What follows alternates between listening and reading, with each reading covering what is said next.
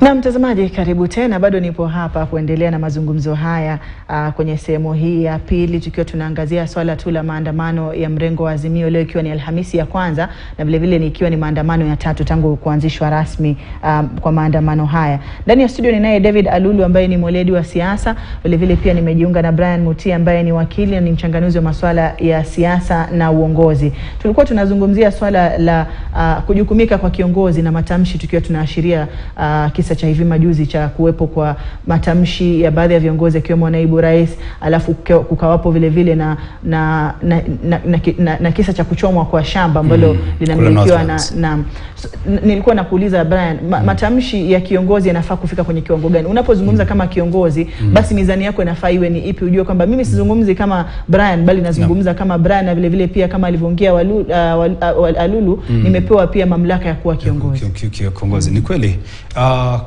Cha kwanza ni kwamba uhuru wa kujieleza ama kuongea upo kwenye katiba yetu, na hilo ni swala ambalo limenukuliwa katika kipengee cha 33 kwamba kila mwananchi ana uhuru wa kujieleza, freedom of expression na freedom of association zipo kwenye katiba yetu.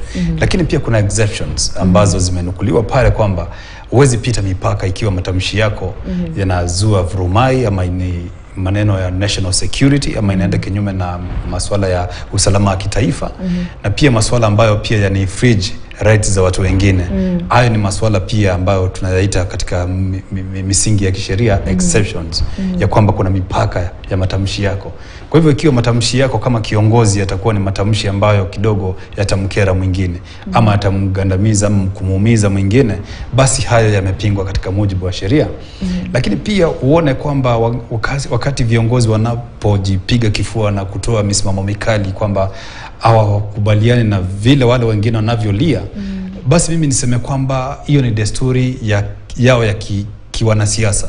Manake mwanasiasa lazima aonekane pale yeye ni mkali wa maneno na ni mkali wa mawazo yake, na kiasi kwamba yule ambaye ako pale kileleni mwake, kwa mfano kama ni mlengo wa Kenya Kwanza, na tumemwona Bwana Ishungu akisema kwamba nyinyi mjichunge sana, lazima acheze mpira, ni kama mchezaji mpira, ni lazima acheze mpira kiasi kwamba anaonekana vizuri kwamba yeye ni mweledi, na ule mkubwa wake, kwa mfano rais ambaye amempa mamlaka ama amemsupport kumpatia ile nafasi kwa kuwa kiongozi wa wengi pale bungeni. Pia unapoona Bwana Kashagwa ni kama amepewa majukumu na Bwana Rais kwamba wewe ndio umbwa kali wa kikosi chetu cha Kenya Kwanza, wewe sasa nenda malizane na wao, wewe sasa ndio unaenda kuzima moto wakati wanakuja sana. Lakini ukizingatia hayo matamshi yao, utaona kwamba ni maneno ambayo kidogo mimi nafaa kuwaelezea kwamba they have to tone down for the sake of the nation. Lazima kidogo waweze kuwajibika, maneno yao wayapime kiasi kwamba wanapozungumza wanayapima kiasi kwamba haya maneno nayo tamka yana effect gani kwa ule upande mwingine na utaifa wote kwa jumla. Nisije nikazungumza maneno ambayo ni cheche kali ambazo kidogo mwingine akiyasikiza ataweza kujiuliza kweli kama yeye ni ako kwenye taifa moja na huyu ambaye anazungumza ni kama hawako kwenye taifa moja. Kwa hivyo unapokuwa national leader, wewe mwenyewe umetwikwa yale majukumu katika njia ya voting ama njia ya kura, kuhakikisha kwamba umejibeba kwa njia fulani. Usije ukajibeba kama mtu ambaye siye kielelezo ama kielelezo kwa mtu yeyote. Wewe ukiwa pale, you are national figure, you are being looked upon by generations, na wewe unaangaliwa pia na wafuasi wako na wafuasi wa ule upande mwingine. Kuna ule mwenyewe unaweza zungumza kama kiongozi akiwa upande ule mwingine wa kinyume chenu, afurahia aseme, na by the way huyo kiongozi ameongea vizuri, na kama viongozi wa upande huu wanazungumza hivyo, basi mimi nimevuka sakavu, naenda kuwasaidia kusukuma gurudumu la kisiasa. Mwingine akasirishwa aseme, mimi niko kwenye ndani ya Kenya Kwanza, lakini hao viongozi wetu vile wanavyozungumza, hata mimi naenda kuandamana. Kwa hivyo huenda maneno yako yakakuwa pia yana ushawishi mkubwa kama kiongozi. Kwa hivyo uyapime uone kwamba maneno ninayozungumza nayoachilia kwenye runinga ni maneno ambayo kidogo hayatamuumiza ama mgandamiza mwingine na yana utaifa ndani yake. Naam, asante. Nafikiria hilo alikuwa anafurahisha ukisema unaweza kwenda kuandamana pia wewe kupinga kujiunga na ule upande mwingine. Serikali lakini unaamua kupata upinzani. Kwa sababu ya matamshi. Hata mimi niingie kuandamana. Tukiangalia swala la masuala ya uchaguzi, ndio masuala ambayo yameonekana pia kuangaziwa sana kwenye sababu zilizotolewa na upinzani kwa nini watakwenda kuandamana siku 2 kwa juma wakitaka seva zifunguliwe na vile vile wakisema wanapinga mchakato wa uteuzi wa makamishna wa tume ya IEBC. Je, tukiangalia swala lenye la uchaguzi, iwapo hayatakuwa inawezekana kikatiba ama kivyovyote vile kufunguliwa kwa hizi seva na mambo kama hayo, lakini inasema nini kuhusiana na mchakato wetu wa uchaguzi? Kwa sababu kila kunapokuwa na uchaguzi bado kunakuwa na ile shauku na ile tume na usimamia ama na ile mamlaka ambayo yamepewa kwa tume ya kusimamia uchaguzi. Tukianza na Ali. Ukweli ni kwamba ni kama kuna tabia fulani mimi nitaweza ziita tabia mbaya na wanasiasa wa Kenya ama wanasiasa wengi, sababu hata niliona juzi kule Marekani Trump alisema ameibiwa kura. So ni kama wanasiasa wengi wamekuwa na mentality kwamba wao wasiposhinda uchaguzi basi wameibiwa. Lakini ni vizuri tukue na hali ya kuwapatia, hata sababu wanaosimamia uchaguzi ni wanadamu na ni wa Kenya, wanafaa kutunikiwa nafasi wao pia wafanye kazi yao ili nao wapate credit kwa mambo fulani. Kwa mfano tulikuwa tunapata, nilisoma mahali ripoti kutoka kwa ubalozi wa Marekani kwamba uchaguzi wa Kenya wa mwaka jana ni mojawapo wa the most transparent elections. So iwapo wale watu ambao wameobserve wametoa a clean bill of health kwa huduma commission ya uchaguzi, then wanasiasa pia nao it is about time they audit themselves. Unajua wakati ambapo kila wakati unajikuta kwa hali the same and the same and the same, then inamaanisha wewe ni mchezaji mbaya, because you can't do the same thing over and over again na utarajia matokeo tofauti. So vitengo vya uchaguzi nadhani they have a room to up their game, kwa sababu uchaguzi ambaye ilifanywa 2007 hauwezi ukaulinganisha na uchaguzi uliofanyika 2013, na uchaguzi wa 2017 hauwezi ukalinganisha na 2013 na 2020. Tunadhani kumekuwa na a lot of improvement kama jinsi uchaguzi unavyofanywa. Kwa mfano mimi nilipoenda kupiga uchaguzi juzi, kura juzi, niliingia pale nikatoa kitambulisho nikaweka biometrics zangu, information yangu ikapop up, nikapiga kura nikamaliza. So uchaguzi wa Kenya commission sio mbaya, everything sio mbaya, shida inakujanga tu wakati wa kuhesabu kura. So nadhani ni vizuri sasa kukue na some sort of watu kufunzwa, kuelimishwa, hata wanasiasa. Nadhani IEBC inafaa ije na mpangilio wa kuweza kuelimisha both wapiga kura na wanaotaka kupigiwa kura. Waelewa kwamba tunapoenda process ya kupiga kura tunakuwa, nafikiri Alulu mtakuwa na kukatiza kidogo na naarifiwa kwamba kinara wa muungano wa Azimio Raila Odinga atakuwa anahutubia kikao cha wanahabari sasa hivi kwenye eneo la Karen. Tuvuke huko moja kwa moja tupate kusikiza anayosema.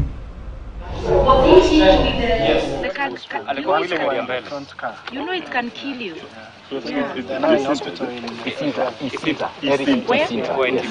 And then there is Timon of KTN. And Mauritius, right? And Mauritius of Citizen. Around Citizen and TV and KTN. all of them. Yeah. I can't believe it. All the guys who were on that vehicle right before you were all taken down. Taken down. Yeah. So, well, we want to begin by condemning in the strongest terms possible what has happened today. Today is a very, very sad day in the history of this country. Because what the police have done was never even done during the darkest days of our political history as a nation. This really shows that actually we are degenerating into a kind of a colonial state where life did not really matter. Life of Africans did not matter at all. Because there's no reason why police should use this kind of force against unarmed citizens who are merely exercising their democratic right. And it must also be added that you are not even in the CBD. You are on the outskirts of the central business district of Nairobi. And we were just greeting the people. And you can see the people were very happy and to welcome us. And we just moved around, addressing them, talking to them, and leaving. In fact, we thought as we were reaching the highway, that's where we were actually intended to say goodbye to the people, then to drive to the city center. But then, completely unprovoked, there's this vicious attack. Tear gas being thrown left, right, and center. And it continued raining for a very long time. Got then live bullets. My own car was hit 7 times with live bullets. And you could see to the direction of the bullet were all aimed at me. Okay? So we want to say that, look, this is really terrible. These people have, because, been threatening us and they've been blackmailing. Unfortunately, the friends of this country are not helping. If you look at the statement released by some ambassadors based here, you think that they live in a different country. They are not living in Kenya. They are actually trying to inflame this conflict. They're actually adding fuel to this conflict instead of being independent and neutral arbiters. We've been told elections are over. Kenya had the most democratic elections last time. We live here in this country. And they themselves know that an election where there's a division among electoral commissioners, 4 against 3, cannot be said to, by any standards, to be a free and fair elections. It cannot be a transparent elections. Because either the 3 are right or the 4 are right. And we are justified in light of new evidence that has actually come to light. All we are trying to say is not that we are trying to reverse, but we want, for record purposes and for future elections, to ascertain exactly what happened. And we are entitled as citizens of this country to know exactly what happened. That's why we are demanding that the servers should be opened so that we see what is there. We will bring our experts. They can also bring their experts so that a forensic audit is done to the server so that any doubt is actually put to rest. This is all that we've said. And then we've also said that the 4 commissioners who were kicked out of the office need to be reinstated back because you are actually ruining professions of 4 very innocent Kenyans merely because they are standing by the truth and doing their job. Then we also said that the constitution of IBC must be an inclusive process. We as major stakeholders in the electoral process must be part and parcel of that exercise. And then we've said that we are supposed to be running a multi-party democracy. Multi-party democracy means that parties respect each other. You don't go out to be poaching members of other party. But members of parliament who are elected on a particular party's or a coalition ticket must stick with the coalition to the life of that parliament.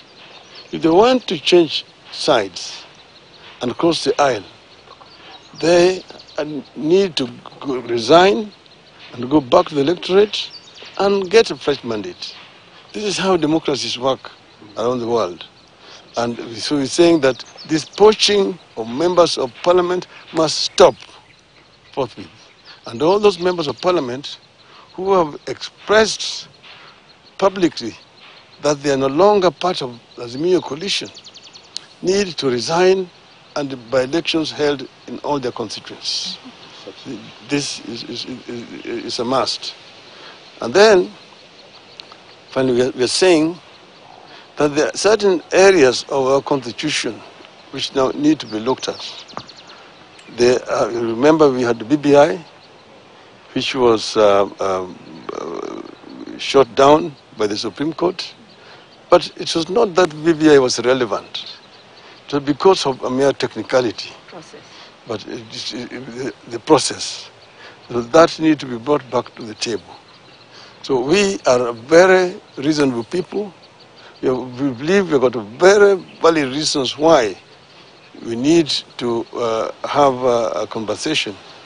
But in the absence of preparedness on the other side to cooperate, these demonstrations are going to continue. And on Monday, there's going to be another demonstration. And the mother of the demonstrations will take place on Monday, irrespective of what our detractors say or think. Thank you. The media. It is very unfortunate that in the whole of these skirmishes, the media is being targeted seriously for attack. The other day, and even today, several journalists have been injured, very seriously injured today by tear gas canisters which have been thrown left, right, and center. We also had information that they were planning to attack Uhuru's farm, business, and residences. They also wanted to attack Royal Media premises. That I heard from very reliable sources, like I've been revealing. A meeting that was chaired by Mr. Gachagua, which attended by Mr. Kamau Ichungwa, and also Mr. Ndindi Nyoro. They can deny, but as you can see, the other day I gave registration numbers of those vehicles. You saw them. I gave a registration number of an ambulance. It was going to be carrying goons dressed in uniforms. You saw the ambulance the other day. So these people are not people what being called deputy president, I don't know, majority leader in the House, I don't know what. These are goons, are thugs that belong to jail. Thank you. We have, of course, said several times, the cost of living is too high in this country. Anybody who doubts that does not live in this country. People are suffering. Kenyans are merely being able to put a bread on the table. Some families, children even sleep without food because of the high cost of unga, the high cost of cooking oil, the high cost of energy, the high cost of things like sugar, the school fees, and so on. So that's why we demanded that the subsidies which were introduced to alleviate the suffering of our people because of the circumstances beyond the control of our country must be restored. They must be reinstated, irrespective of what the World Bank and IMF say. Thank you. Okay.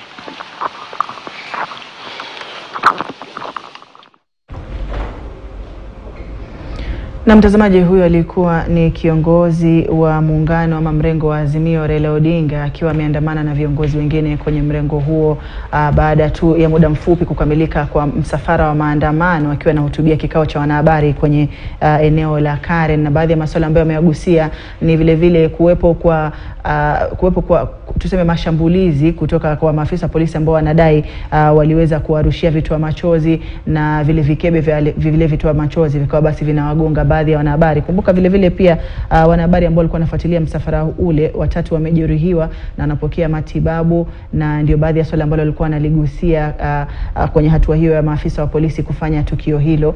Na pia baadhi ya masuala ambayo yamegusia ni kuonyesha vile pia uwepo ama uwezekano kuwepo kwa mazungumzo, na iwepo hakutakuwa na mazungumzo basi maandamano Jumatatu yatakuwepo tena. Nafikiri lile swali letu la iwapo tunatarajia kusitika kwa maandamano haya litakuwa linajibika kwa kiasi fulani vile vile. Na baadhi ya masuala mengine ambayo amegusia vile vile pia ni zile lalama ambazo alikuwa ameendelea kuzishinikiza kwenye serikali kupunguza gharama ya maisha na masuala kama hayo. Kwa dakika chache tu, kwa sababu muda wangu uniruhusu, labda nikianza na David Alulu kwa sekunde chache, alafu Brian ambaye niko nao hapa studioni kuweza kuangalia tu hotuba yake aliyotoa Raila mwanzo kuashiria kuwepo kwa mazungumzo kunaweza kusitisha maandamano, na vile vile pia tukio la maafisa wa polisi kuonekana kutumia nguvu na kupita kiasi katika kuweza kudhibiti maandamano yenyewe ya Lulu.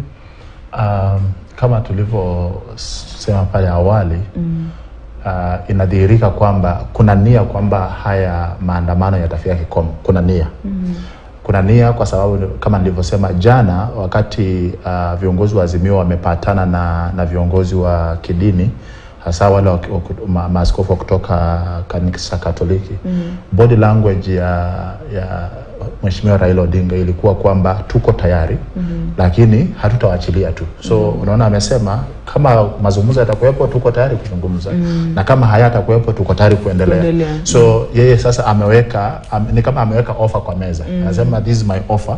Of course sasa hivi hawezi akatuambia offer yangu ni hii na hii na hii, lakini lazima kuna kitu ambacho amewekelea pale, na wale watu ambao wale viongozi ambao walimtembelea labda amewatuma na jambo, anangoja majibu ndio ajue jinsi ya kuendelea moving forward. Lakini pia at the same time nadhani nitarudia kile nilikuwa nimesema pale awali kwamba hii ni nchi yetu, na hii nchi ni yetu sisi wote, wale wenye wako kwa serikali na wenye wako kwa upinzani. Ni yetu.